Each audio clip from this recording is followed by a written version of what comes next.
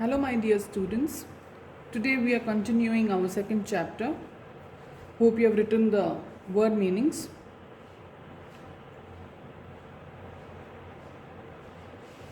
We were seeing the chapter second, Alexander and Puru.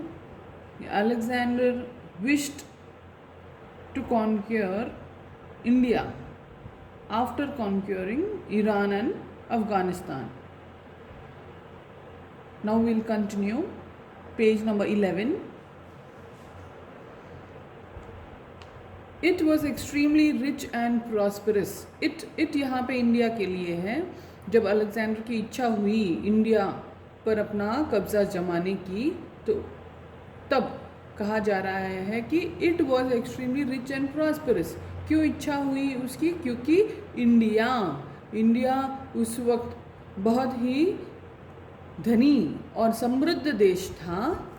Alexander next express his wish to conquer India, but his commander in chief warned him that it was not going to be easy for him to conquer India. लेकिन उसके जो सेनापति थे, commander in chief, उन्होंने उसे चेतावनी दी, warning दी कि सरल नहीं होगा इंडिया पर अपना कब्जा करना. Alexander's commander in chief pointed out to him that the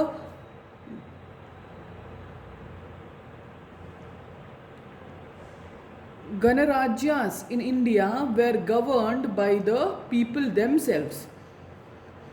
Alexander के कमांडर ने एक विशेष बात पर महत्व देते हुए अलेक्जेंडर को कहा कि इंडिया के जो गणराज्य हैं वो एक राजा द्वारा नहीं, आम इंसान द्वारा ही शासन किया जाता है, तो वो बहुत ही पावरफुल होते हैं.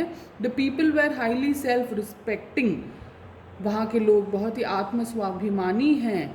एंड हीरोइक, और बहुत ही नायक टाइप के हैं. It was difficult to conquer them. बहुत कठिन है उन पर कब्जा करना. Alexander was not to be deterred by all this. इन सब चेतावनियों से अलेक्जेंडर रुकने वाला नहीं था. He march towards India with a large army. एक विशाल सेना के साथ उस इंडिया की ओर उसने चढ़ाव स्टार्ट किया. He conquered all the territories on his way to India. जो भी इंडिया तक पहुंचने के बीच में क्षेत्र आए थे, हर क्षेत्र पर उसने कब्जा कर लिया अलेक्जेंडर ने. He finally arrived at the bank of Sindhu river. अंत में वो सिंधु नदी के तट पर पहुंचे. At a little distance from there stood the city of Takshashila, which was famous as a great seat of learning. ज्ञान का केंद्र था तक्षशिला.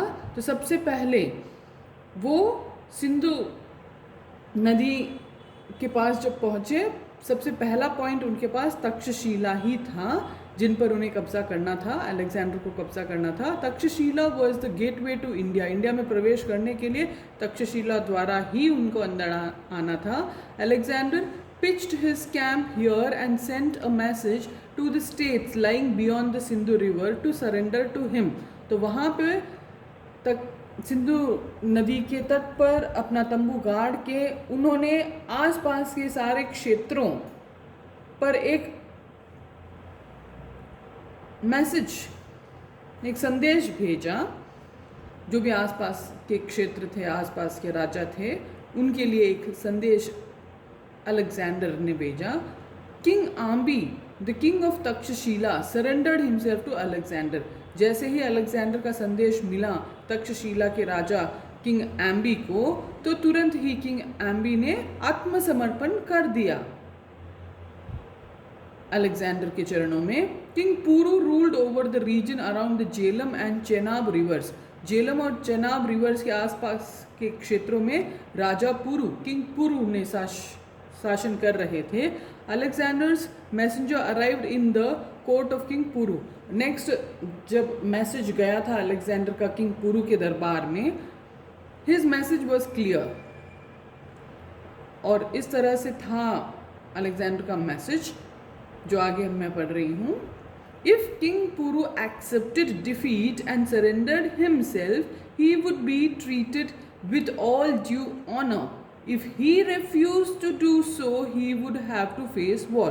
तो ये था मैसेज अलेक्जेंडर का अलेक्जेंडर का मैसेज ये था, जब ये जेलम और चेनाब के राजा पुरु के पास ये मैसेज गया था कि यदि पुरु आत्मसमर्पण कर देता है तो उसे एक राजा के तरह उसके साथ व्यवहार किया जाएगा, और यदि वो आत्मसमर्पण नहीं करता है तो उसे एक बहुत ही विशाल युद्ध लड़ना पड़ेगा अलेक्जेंडर के साथ। ये मैसेज था। Messenger said, king Puru, we are ready for war.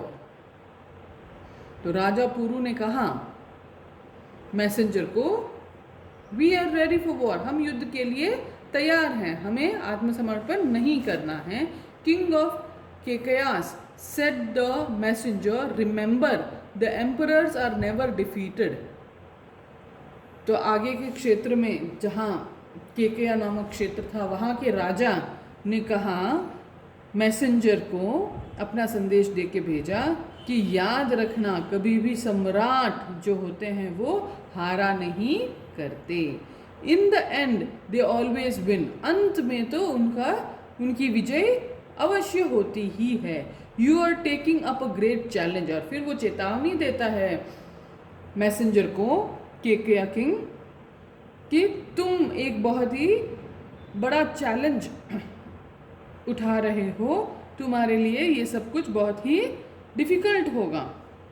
We care less for victory or defeat, we prefer to die rather than surrender ourselves. और आगे जो पुरु हैं और पुरु के जो शुभ चिंतक हैं, उन्होंने कहा कि हमें जीत की या हार की कोई चिंता नहीं है, बस हम आत्मस्वाभिमानी हैं और हम अपना आत्मसमर्पण कभी भी किसी के चरणों में नहीं करेंगे, किसी के आगे हम आत्मसमर्पित नहीं होंगे। बहुत ही अच्छे, स्ट्रॉन्ग और दृढ़ विश्वास वाले संकल्प थे किंग पुरु के।